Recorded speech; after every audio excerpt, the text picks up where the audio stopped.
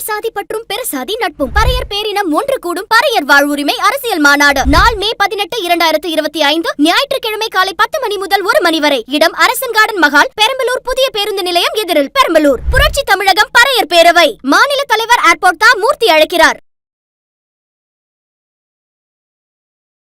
நாம் தமிழ் அரசியலே தமிழர்களுக்காக மட்டும் செய்யப்படல, அது எல்லா உயிர்களுக்காகவும் செய்யப்படுது. ஒரு உயிருக்காக பூச்சிக்கும் புல்லுக்கும் பூண்டுக்குமா அரசியல் பண்ணும்போது இங்கே இருக்கிற தெலுங்கர்களுக்கு மட்டும் அந்த அரசியல் எப்படி பங்கு இல்லாமல் இருக்க முடியும், இல்லை அதுக்கு வாய்ப்பு இல்லாமல் எப்படி இருக்க முடியும்? தமிழ்நாட்டில் ஒரு தமிழர் தலைமை இடத்துல இருக்கணும்னு கேட்கிறாங்க. இது எந்த விதமான பிழையோ இல்லை அரசியல் தவறு இருக்குதா நான் கருதலை. இப்போ நீங்களே சொல்றீங்க, நான் சிலது உங்களுக்கு பார்த்துருக்கேன், நான் தமிழன் தான்றீங்க. நீங்க தமிழன் தான் நீங்க சொல்றீங்க. இப்போ காமாட்சி என்ன தரவுல எங்களை தமிழன் இல்லைன்னு சொல்ல பாத்தீங்க. நாங்க எத்தனை எதுவும் ஆண்டுகள் இருக்கா, இல்ல அதுக்கு ஒரு வயது இருக்கா, என்ன வயதுன்றதுல தரவு என்ன? நீங்க தமிழ் குடியா இருக்கிறீங்களா? நீங்க தமிழ் குடி கிடையாது. எப்படி தமிழ்நாட்டுல சொல்றீங்க? கேளுங்க. ஆகாயத்துல இருந்து பொத்து 1008 மாற்று வழி இருக்குங்க. என்ன மாற்று வழி இருக்கு? மண் எடுக்கணும்னா பூமியை தோண்டணும், இல்லைன்னா மலையை குடையணும். பாருங்க, வேற எங்க இருந்து மண் எடுக்க? கல்லாங்குத்துன்னு இருக்கு. இங்க மணலை அடிச்சு கொள்ளை அடிச்சு தின்ன முடியாது, அதை முழுங்க முடியாது, அதுல மணலை தின்னு கொழுக்க முடியாத காரணத்துக்காக துறைமுகத்துல அந்த மணலை அப்படியே திருப்பி அமைச்சாங்க. ஆனா நீங்க இந்த அம்புலி மாமா கதை எங்களுக்கு சொல்லாதீங்க. நாங்க சின்ன வயசுலயே படிச்சுட்டு ஏங்க உங்க கதையத்தான் நான் சென்ட் தாமஸ் மவுண்ட்ல உங்க மினிஸ்டர் பண்ணி வச்சிருக்கிறது. 400 கோடி ரூபாய் போகக்கூடிய நிலத்தை 10 கோடி ரூபாய் கொடுத்து வாங்கின மாதிரி பண்ணிருக்காரு. சரிங்க, பொன்முடிக்கு இத்தனை 1000 கோடி ரூபாய் எப்படிங்க வந்து சொல்லுங்க? உழைச்சாரு. ஜெகத்ரட்சணி நீங்க உழைக்கலையா? நீங்க சம்பாதிக்கல? நீங்க சோம்பேறியா இருந்தீங்களா? சோம்பேறியா இருந்தீங்களா?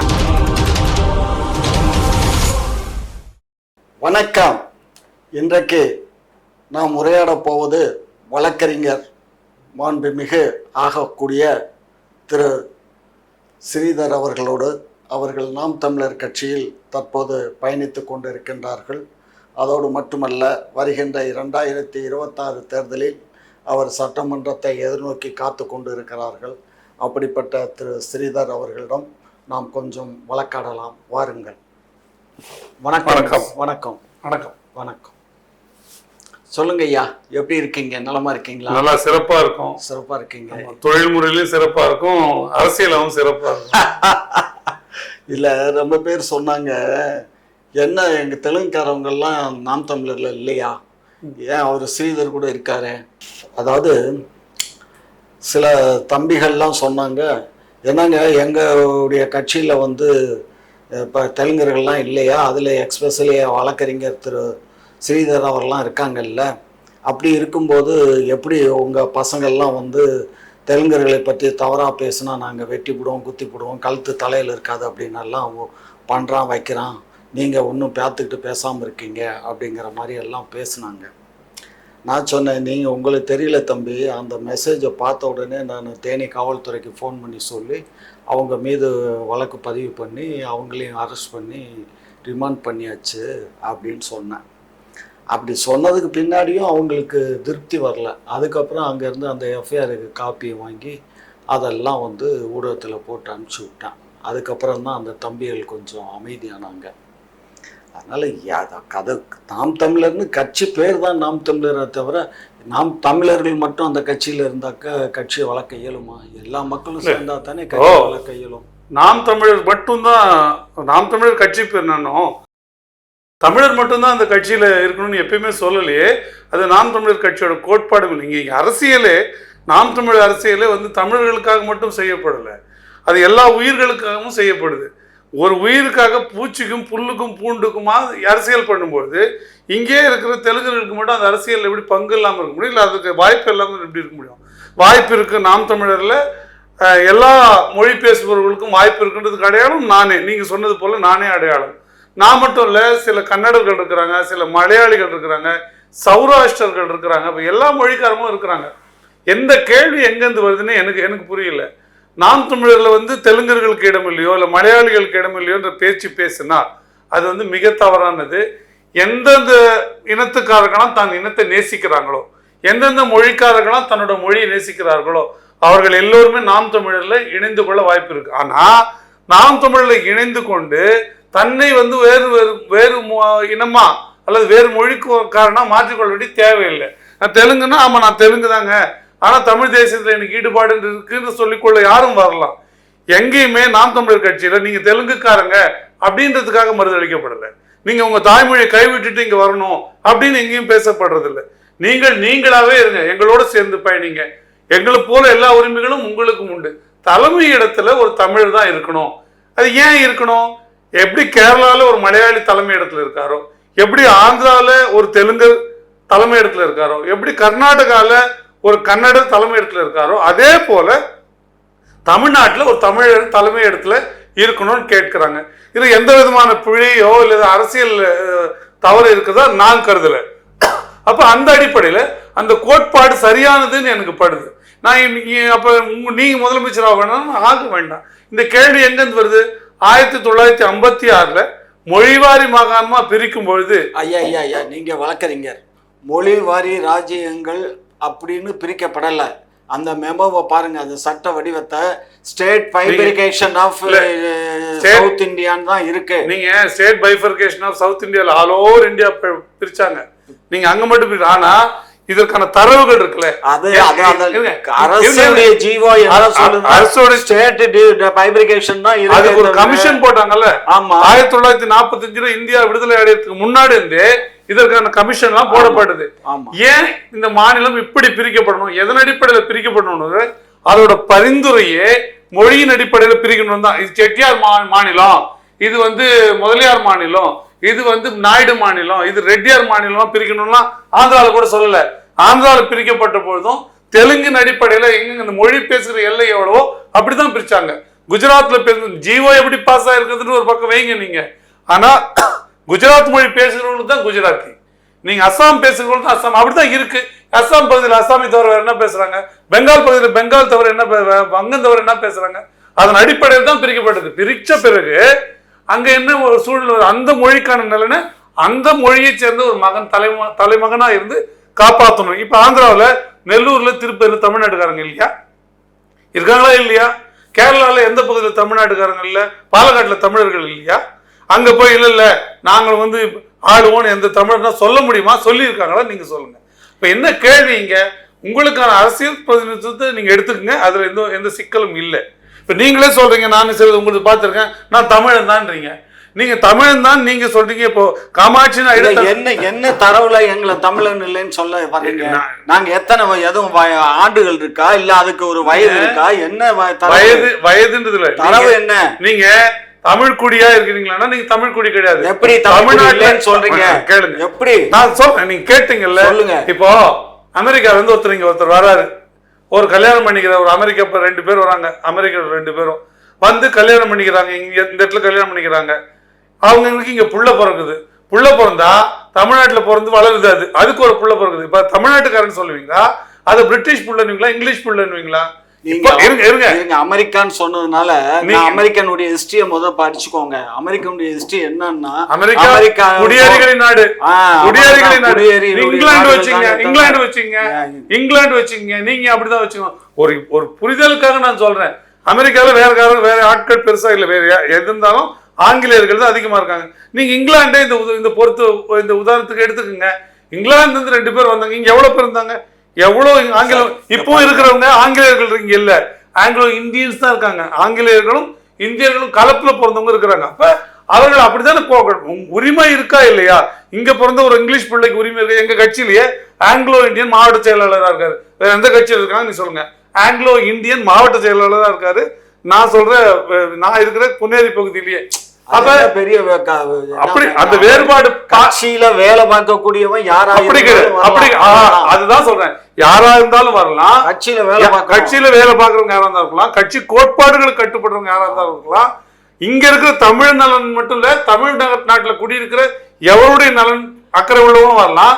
தமிழ்நாட்டுல இருக்கிற கனிம வளங்கள் மேல அக்கறை இருக்கிறவங்க வரலாம். அப்படி யார் வேணா வரலாம். சும்மா இந்த கனிம வளம் கத்திரிக்காய் மலங்கிற இந்த மாதிரி எல்லாம் உங்க தலைவர் அப்படிதான் தெரியும். நீங்க ஆட்சிக்கு வந்துட்டா மாத்திரம் மணல் அள்ள மாட்டீங்க, நீங்க ஆட்சிக்கு வந்துட்டா தள்ளி உடைக்க மாட்டீங்க, மண் எடுக்க மாட்டீங்க, வேற என்ன பண்ணுவீங்க? ஆகாயத்துல இருந்து பொத்து 1008 மாற்று வழி இருக்குங்க. என்ன மாற்று வழி இருக்கு? மண் எடுக்கணும்னா பூமியை தோண்டணும், இல்லன்னா மலைய குடையணும். பாருங்க, வேற எங்க இருந்து மண் எடுக்க? கல்லாங்குத்துன்னு இருக்கு. என்ன கல்லாங்குத்துன்னா சின்ன சின்ன கற்கள் இருக்கும், ஒரு 4 அடி 5 அடி உயரம் பரப்புகள் இருக்கு. அந்த மாதிரி பரப்புகளை நீங்க எடுத்தீங்கன்னா எம்சாண்ட் பண்ணும், அதுல இருக்கிற கற்கள் எடுக்கலாம். இயற்கை சூழல் பாதிக்கிறது. இல்லாத ஊருக்கு ரோடு போடுங்க. மலேசியாவில இருந்தும் தாய்லாந்துல இருந்தும் ஆத்து மணல் இங்க வந்துதா இல்லையா? நீங்க திராவிட அரசு திமுக காரங்க அந்த ஆத்து மணல இங்க இறக்குமதி ஆக்கூடாம ஹார்பர்ல, சென்னை ஹார்பர்ல ஒரு வாரம் நின்று திருப்பி அமிச்சிங்களா இல்லையா? ஏன் அமிச்சிங்க நீங்க சொல்லுங்க. அது மாற்று வழி இல்லையா? இந்த ஆட்சியில இந்த 2 ஆண்டுகளுக்கு முன்னாடி திமுக ஆட்சியில வரலங்க. திமுக ஆட்சி தொடக்கத்துல தான் வந்தது. மலேசியாவில இருந்து மணல் இருக்கு, மலேசியால இருந்து மண் வந்தது. எங்க ஆட்சியில இல்ல, உங்க அண்ணா திமுக ஆட்சியில வந்தது. நீங்க மாற்று வழி கேட்டீங்கல்ல, மாற்று வழி அது விலை என்ன? அபண்டன்ட் கம்மி. ஒரு சிஎஃப்டி ரொம்ப குறைவான விலைக்கு இங்க விற்கிறத விட 4ல் 1 பங்கு இங்க மணல் அடிச்சு கொள்ளை அடிச்சு தின்ன முடியாது, அதை முழுங்க முடியாது, அதுல மணலை தின்னு கொழுக்க முடியாத காரணத்துக்காக துறைமுகத்துல அந்த மணலை அப்படியே திருப்பி அமிச்சாங்க. ஆனா நீங்க இந்த அம்புலிமாமா கதை எங்களுக்கு சொல்லாதீங்க. நாங்க சின்ன வயசுலயே படிச்சுட்டு வந்துட்டோம். நீங்க அந்த நாட்டுல கனிமவளம் குறையும்ல. உலகளாவிய அரசியல் பேசக்கூடிய நீங்க அப்ப மலேசியால இருந்து மணல் இங்க வருது, அங்க அங்க என்ன பூமியில அப்படியே சுயமா அங்க மக்கள் தொகைக்கும் கட்டுமான தேவைக்கும் விகிதாச்சார அடிப்படையில அவ்வளவு அபண்டன்ட்னா எல்லை மீறி இருக்குது. அதை எடுத்து பயன்படுத்திக்கிறோம் தப்பு. நீங்க கேட்ட கேள்விக்கு நம்ம சொல்ல நான் கேட்க நீங்க அந்த முயற்சி பண்ணல. திமுக காரங்க உங்க ஆட்சியில நீங்க பாருங்க அந்த மாதிரி பண்ண மாட்டீங்க.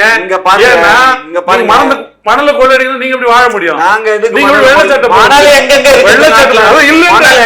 மணல் இல்ல ஆட்சி பண்ண அந்த பசங்க எல்லாம் உங்களுக்கு நோண்டறதுக்கு மணல் இல்ல, மணலே இல்லையே. மணலே இல்லன்னு அதிமுக தோண்டி தின்னுடுச்சே, நம்ம தோண்டி தின்ன முடியல. திமுக தோண்டி திங்க வேண்டியது பூமிக்கு. ஆமா, நீங்க மாற்று என்ன பண்ணீங்க? 1008 அறிவியல் வழி இருக்கு, என்ன மாற்று வழி பண்ணீங்க? எல்லாத்துக்கும் ஒரு கமிஷன் போடுவீங்களா? இதுக்கு கமிஷன் போட்டு கண்டுபிடிச்சு எங்க இருந்து வருது? நீங்க இப்ப எம்சாண்ட் மலையெல்லாம் உடைச்சு திட்டீங்க, அப்புறம் நாங்க மாற்று வழி பண்ணுவீங்க? தமிழ்நாட்டுல இங்க இருக்கிற மணல் தமிழக தேவைக்காக போதா, இல்ல நீங்க நினைக்கிற ஆந்திர தேவைக்காக போதா? இங்க இருக்கிற மலை தமிழக தேவைக்காக உடைக்கப்படுதா, இல்ல கேரளாவுக்காக உடைக்கப்படுதா? இங்க இருக்கிற மண்ணில் கர்நாடகா பார்டர்ல இருந்து அது தப்பு. அத சொல்லுங்க. அதனால நம்ம தமிழ்நாட்டுக்கு தான் தேவையும் மீறி 4 மடங்கு சொன்னாதான் நீங்க பிரிவினைவாதீங்க. நெய்வேலியில வர கரண்ட் எல்லாருக்கும் சொந்தம், ஆனா காவிரியில வர தண்ணி எங்களுக்கு சொந்தம் இல்லைன்னு நீங்க ஏங்க நெய்வேலியில வரும்போது ஒப்பந்தம் ஆரம்பத்திலே ஒப்பந்தம் எப்ப போட்டாருன்னாங்க? எப்ப போட்டாருன்னா ஒப்பந்தம் போடக்கூடியது தானே, போடக்கூடிய ஒப்பந்தம் தானே. ஒப்பந்தம் போடப்பட்டது. அதெல்லாம் எத்தனை டிஎம்சிக்கு ஒப்பந்தம்? நம்ம 670 டிஎம்சி இன்னைக்கு எத்தனை டிஎம்சி வந்துட்டு இருக்குது? அங்க தண்ணி உங்க தலைவர் கொடுப்பான். ஏற்கனவே உள்ளதை விட கிட்டத்தட்ட 100 விழுக்காடு விவசாய பரப்பு கூடி இருக்கு கர்நாடகால. இந்த 30 ஆண்டுகள்ல 100 விழுக்காடு, அதாவது 10,000 ஏக்கர் பண்ணியிருந்தானா இன்னைக்கு 20,000 ஏக்கர் அவன் பயிர் பண்றான்.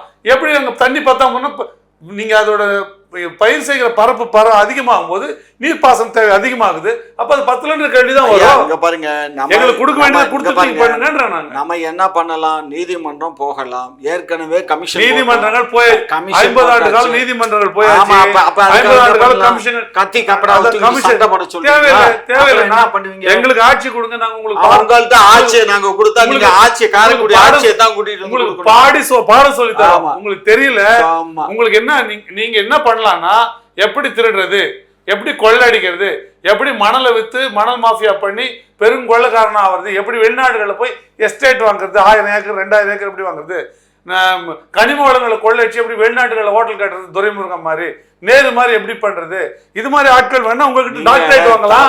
நீங்க செய்வீங்க, தவறான தரவுகளை பதிவு பண்றீங்க. நீதிமன்றத்துல இருக்கு, நீதிமன்றத்துல இருக்கு.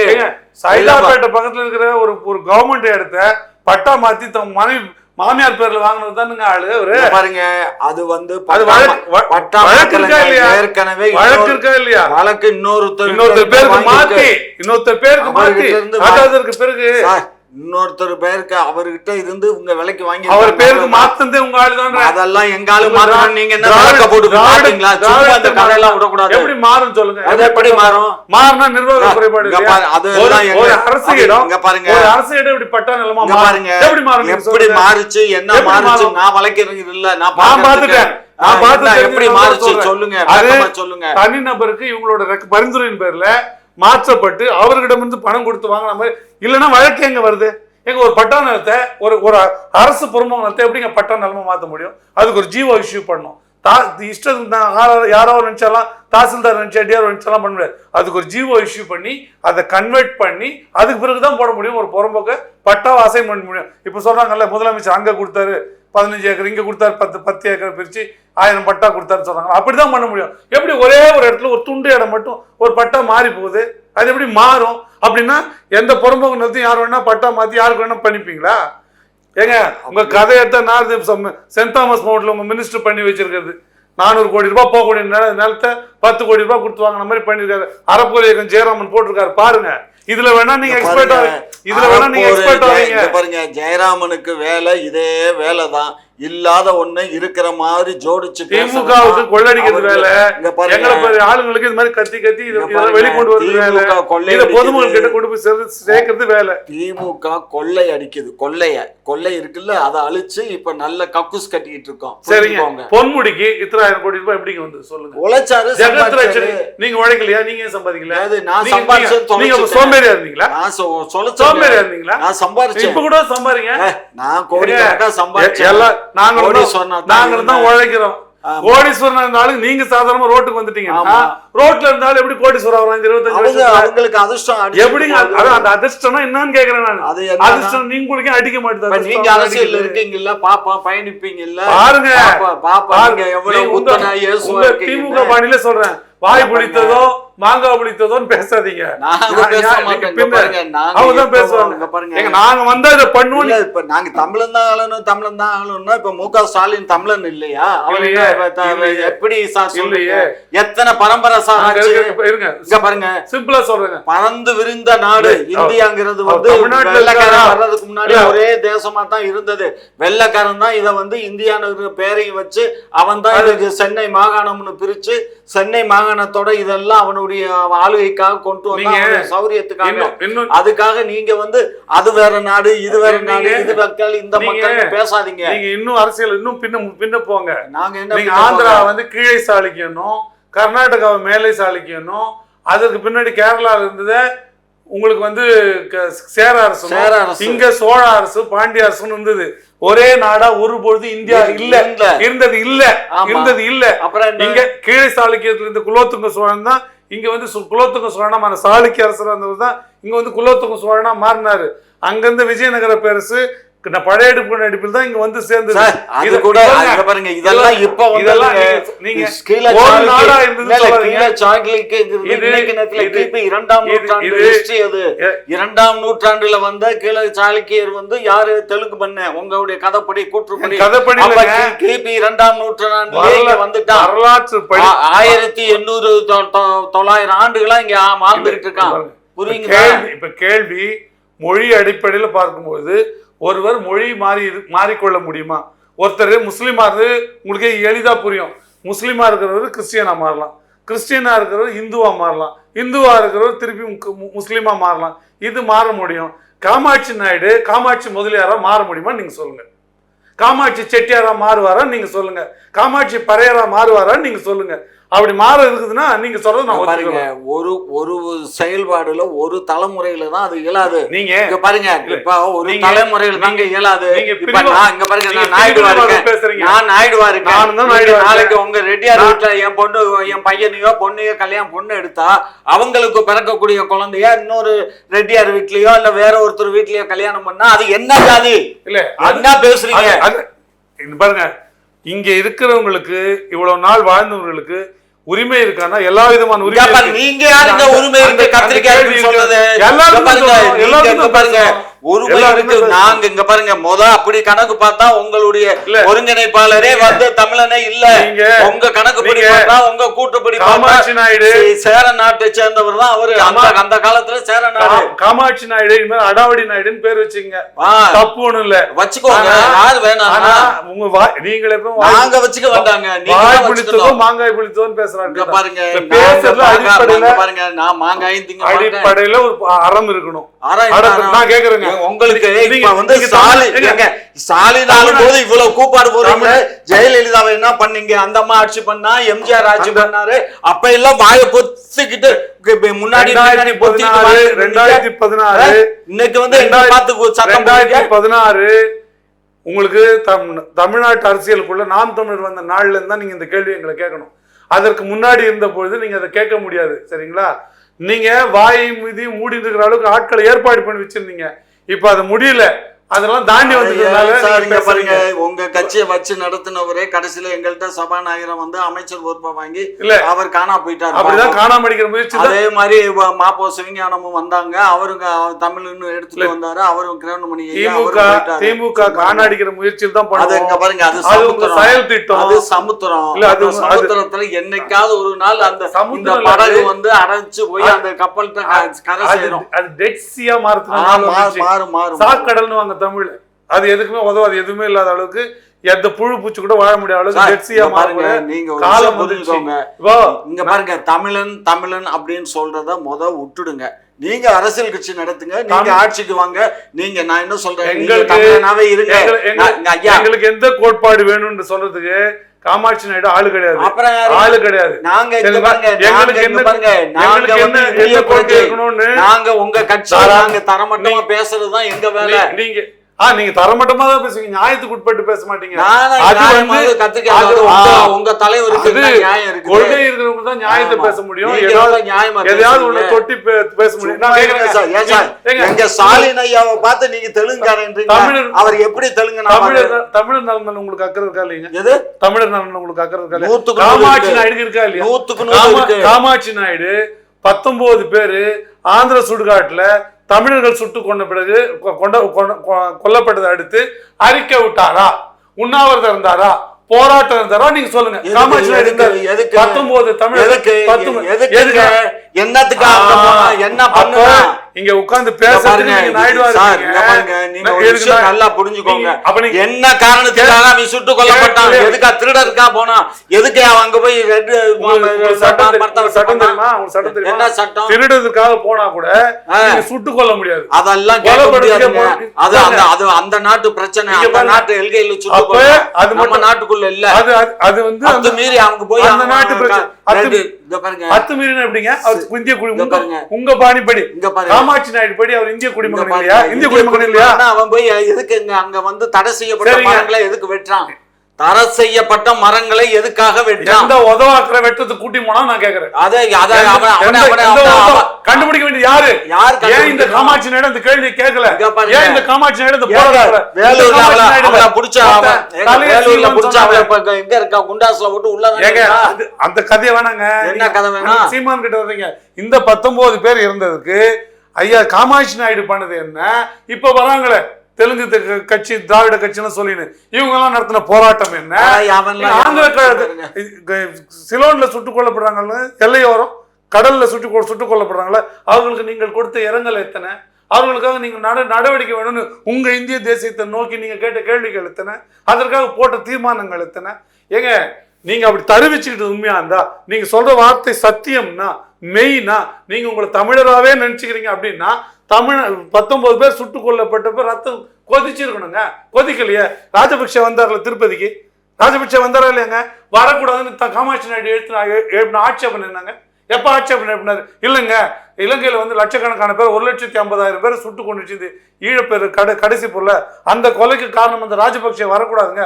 அதுவும் இங்க தமிழ்நாட்டை ஒட்டி இருக்கிற எங்க சகோதரமான இந்த ஆந்திராவில் இருக்கிற, நீங்க தான் தமிழராச்சே, ஆந்திராவில் இருக்கிற திருப்பதிக்கு வரக்கூடாதுங்க, தெலுங்கு இருக்கிற இடத்துல வரக்கூடாதுங்க அப்ஜெக்ஷன் பண்ண, ஆட்சேபனை தெரிவிச்ச, போராட்டம் தெரிவிச்ச, எதிர்ப்பு தெரிவிச்ச, கருப்பு கொடி காமிச்ச ஒரு தமிழன் ஒரு தெலுங்குன்னு நீங்க சொல்லுங்க. ஆந்திரால இருக்கிற ஒரு தெலுங்கு நீங்க என்ன பண்ணுவீங்க? நாங்க தான் கேட்டுட்டே இருக்குமே. ஒரு ஒருத்தரையும் வருமே, ஒரு ஒருத்தரையும் எதிர்ப்புறமே. தமிழ்நாட்டுக்குள்ள வர சொல்லுங்க, தமிழ்நாட்டுக்குள்ள வர சொல்லுங்க, தமிழ்நாட்டுக்குள்ள வர சொல்லுங்க. தமிழ்நாட்டுக்கு எதுக்கு வர்றாரு அந்த ஆளு? விமானத்துல போறான், விமானத்துல வர சொல்லுங்கன்றேன். இங்க பாருங்க, அப்ப நீங்க பாருங்க, நீங்க ஒரு விஷயம் நல்லா புரிஞ்சுக்கோங்க. அப்ப இது இந்திய தமிழர் தான். அவனுக்கு யாருங்க இங்க விசா யார் கொடுக்குறா? என்ன பேசுறீங்க? விசா யார் கொடுக்குறா? இந்திய தேசியம் தான் கொடுக்குது. இந்திய தேசம்ல விசா கொடுக்குது. நாங்க கொடுக்கல விசா. தமிழ்நாடு அரசுக்கு விசா கொடுக்குற அதிகாரம் கிடையாது. இந்திய அரசுக்கு தான் உண்டு. நான் கேட்கிறது சம்பிரதாய அடிப்படையிலாவது நீங்கள் எழுப்பி ஆட்சேபனை தேவை என்ன இருக்கு? அப்ப நீங்க வர வைக்கிறீங்க. அப்ப நீங்க எப்படி தமிழ் சொல்லிப்பீங்க? அப்ப நீங்க மட்டும் தமிழ் சொல்லிப்பீங்க. நீங்க அந்த உணர்வு இருக்குமா இல்லையா? அந்த உணர்வு இருக்குமா? உணர்வு இருக்குங்கிறதுக்காக கழுத்துல கட்டி மாலையா கட்டி தொங்க விட்டு வேண்டாம். வார்த்தையா சொல்லுங்க, கழுத்து வேண்டாம், வார்த்தையில ஒரு போராட்டம், ஒரு முற்றுகை, ஒரே ஒரு அடையாளம் பாருங்க. இன்றைக்கு அன்றைக்கு இந்த மக்களை காவு கொடுத்ததுல தயவு செய்து இதை பேசுறாங்க. பேசினா எனக்கு என்ன காலத்துல அதிகமா இதை தெரிஞ்சவங்க அங்க நாயுடுக்கோங்க, அங்க நாயுடுக்கு வலிக்கும், நீங்க நாயுடுக்கு வலிக்குதுன்னு நான் நினைக்கிறேன். இங்க பாருங்க, நீங்க ஒரு விஷயம் நல்லா புரிஞ்சுக்கோங்க. நம்ம இன்னைக்கு இனத்தலைவரை பற்றி பேசணும்னா அவரோட அதிகமாக பயணித்தவன் நான். எனக்கு என்னை காட்டிலும் மூத்தவர் நெடுமாறன், அதுக்கப்புறம் ராதாகிருஷ்ணன், அதுக்கப்புறம் இந்த குரூப் மணியன். நாங்கள்லாம் ஒரு 50 பேர் இருக்கோம், புரியுதுங்களா? நாங்கள் தான் அந்த காலத்தில் இந்திரா காந்தி ஏற்பு தாங்க ஏற்பு. ஆனா நாங்க என்ன சொன்னோங்கிறத கேளுங்க. சும்மா இங்க பாருங்க, முதல் மாநில சுயாட்சியை வாங்கிக்கோங்க, அதுக்கப்புறம் மெல்ல மெல்ல நம்ம நாட்டை பார்ப்போம். உங்களுடைய உண்மையான முகம் வெளியே வருதுனால நீங்க கோவத்துல அதை மறைக்க முயற்சி பண்ணுங்க. பாருங்க, நான் பல லட்சங்களை கோடிகளை செலவு பண்ணி நான் ஆத்து போனவன். தனி ஈழத்துக்காக பல கோடிகளை காலி பண்ணுவேன். அது சும்மா பேசாதீங்க. திமுக ஆதரவு சும்மா 10 பைசா செலவு பண்ணாதாலும் எல்லாம் திமுகவுக்கு ஆதரவா இருக்கணும்ன்றதுக்காக நீங்க அப்படி பேசிருப்பீங்க. திமுகவுக்கு ஆதரவு இல்ல ஐயா, கருணாநிதி உண்ணாவிரதம் இருந்தார் பாருங்க. காலை உணவுக்கும் மதிய உணவுக்கும் இடையில அந்த மாதிரி இருந்திருப்பீங்க. திமுக வாய்ப்பு தரங்க. நல்லது செஞ்சா அவங்களுக்கு ஆதரவு, தவறு செய்யும் போது நான் சுட்டி காட்டுவேன் தவிர அதுக்காக எல்லாமே அவங்க செய்யறது எல்லாமே நல்லது. 4 ஆண்டுல நீங்க சுட்டி காட்டின தவறு என்ன? என்ன 4 ஆண்டுல தவறே பண்ணல திமுக அரசு? திமுக தான் நிறைய தவறு பண்ணிருக்கு. என்ன சுட்டி காட்டுங்க? மக்கள் சுட்டி காட்டுறாங்க. மக்கள் சுட்டி காட்டுறத விடுங்க, நீங்க சுட்டி காட்டுங்கன்னு தான் நான் கேக்குறேன். இப்போ இல்லைங்க, இப்போ ஒன்றும் பிரச்சனை இல்லைங்க. இங்க தமிழக மீனவர்கள் சுட்டுக் கொள்றதுக்கு இப்போ இந்த 4-5 அமைப்புலாம் அண்ணன் சீமான் எதிர்த்து போராட்டம் 9 அமைப்பு அறிவிச்சாங்கல்ல. எல்லாமே ரெட்டியார் சங்கம், நாயுடு சங்கம், தெலுங்கு செட்டி சங்கம், இவங்கெல்லாம் ஆரம்பிச்சாங்க, சொன்னாங்கல்ல. இவங்க எல்லாம் சேர்ந்து ஒரு தனி ஈழம் நாங்கள் கேட்குறோங்க தமிழர் சார்பா அப்படின்னு ஒரு போராட்டத்தை போட்டு ஒரு முற்றுகையை போட சொல்லுங்க. அதை வலியுறுத்த சொல்லி மத்திய அரசு நோக்கி ஒரு கண்டனம் தெரிவிக்க சொல்லுங்க. சீமானை எதிர்த்து போராட்டம் சொல்லி போட்டாங்களா? நீங்க கூட அதெல்லாம் சொல்லிருந்தீங்க. அவன் யாருங்க? அங்க பாருங்க ஒரு விஷயம், அந்த எவனையோ தான் கேக்குறேன், ஸ்ரீதர் கொஞ்சம் பொறுங்க. பறையர் சாதி பற்றும் பெருசாதி நட்பும் பறையர் பேரினம் ஒன்று கூடும் பறையர் வாழ்வுரிமை அரசியல் மாநாடு நாள் மே 18, 2025 ஞாயிற்றுக்கிழமை காலை 10 மணி முதல் 1 மணி வரை. இடம் அரசன் கார்டன் மஹால், பெரம்பலூர் புதிய பேருந்து நிலையம் எதிரில், பெரம்பலூர். புரட்சி தமிழகம் பறையர் பேரவை மாநில தலைவர் ஏர்போர்ட் தான் மூர்த்தி அழைக்கிறார்.